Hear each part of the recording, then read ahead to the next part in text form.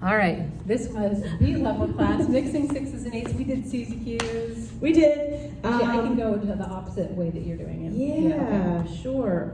Yeah. It's okay. So here's what we did. First, we gave you the basic structure of Suzy Q's, which is stepping in front of the other foot and then stepping out. Across and out, across and out, across and out. Other way, across and out, across and out, across and out. And we had you start on the balls of your feet when we did that. And then we tried this business, which is going knees in, knees out, knees in, knees out, knees in, knees out. And then the idea of marrying those two ideas together so that when you're stepping in front, again, balls of your feet, in with your knees, out with your knees. In with your knees, out with your knees. In, out, and then the other way. In, out, in, out. And then what we changed, which is, well, first of all, that way you can do a Suzy Q like that, but most people do a Suzy Q with a flat foot in the front. So when you're crossing over, that foot becomes flat. The back foot stays on the ball of your foot, and then you do that pivot on your heel rather than on the ball of your foot. So across, pivot, across, out, in, out, and then the other way. Across, out, in, out, in, out. We added a transition step, which is a kick.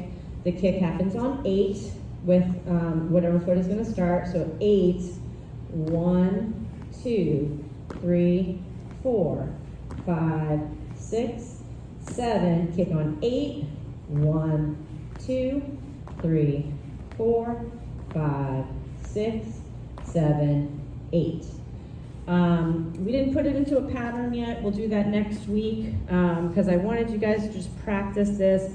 I mentioned holding on to something so that you can kind of keep your balance and like practice this in like midair, so you can practice that pivot on the heel, right? You're crossing over, you're gonna pivot on the heel while you're stepping out with that back foot.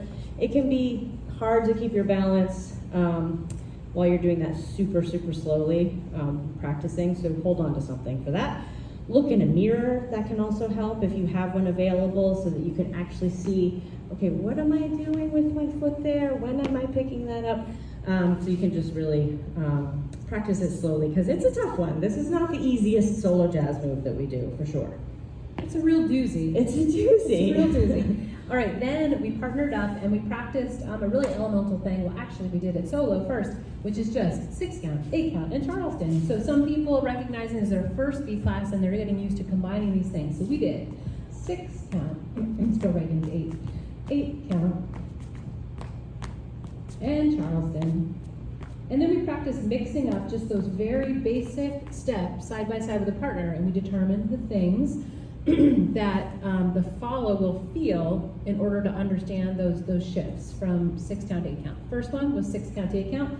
So maybe we can do it side by side. Yep. That's probably easiest. 6 count, we've got this back, forward, and back. 8 count, back, forward, forward, and back. So follows are going to feel that forward momentum, hopefully, from their lead to know that it's an 8 count. The forward momentum things to remember leads, make sure you're on the balls of your feet. You keep your arm right next to you as you keep moving forward. You make those actual weight shifts. Jen gave the example of the lead sort of like this. That's not a weight shift. This is a weight shift, right? You want to make sure you're actually moving on top of that foot so that your follow feels that shift. And then we talked about shifting from 8 count with triple steps to Charleston, and that is really a pulse change, right? So we've got this 8 count with triple steps. If I switch to Charleston, Jen's gonna really feel that pulse shift. Again, follows, you might miss it on the first beat or two, it doesn't matter, but you'll pick up on that. Yeah, exactly, like Jen could be doing triple steps right now. It doesn't feel great in terms of pulse, but it functions, right? Yes. We're going forward and back in the same way. We practice shifting between those things. Then we talked about getting in the meat of this class, which is mixing 6s and 8 counts. We went over a very small, simple 6 count sequence. It looked like this. Maybe we do it back too. We did a 6 count semicircle, we called it, that flows right into a send out, and then back to close. We'll do it the other way. A 6 count semicircle, a 6 count send out, and then back to close position.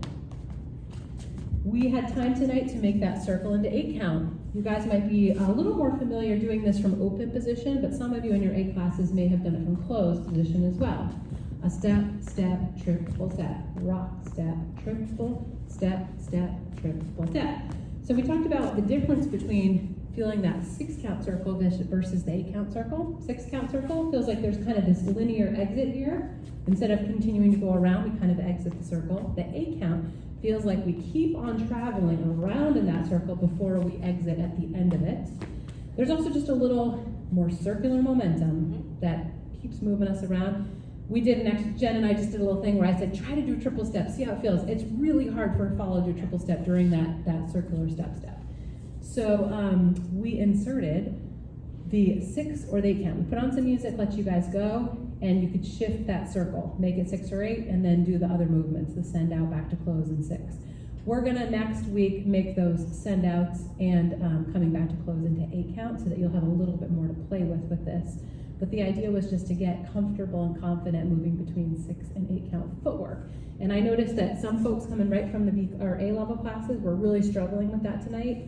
Don't worry about it. This is what we're going to be practicing for the next bunch of weeks. Yep. That's why you're here. That's why you're here. And then for those B plus folks who were with Becca and Kento last year or last session, we've got some other little things that are going to be more challenging for you guys, and we'll introduce some of those next week. So you will have new challenges as well. So Cool. that's it. Nice job tonight, you guys. We missed you. It's nice to see you again. See you on Thursday. Come to Thursday Night Stomp.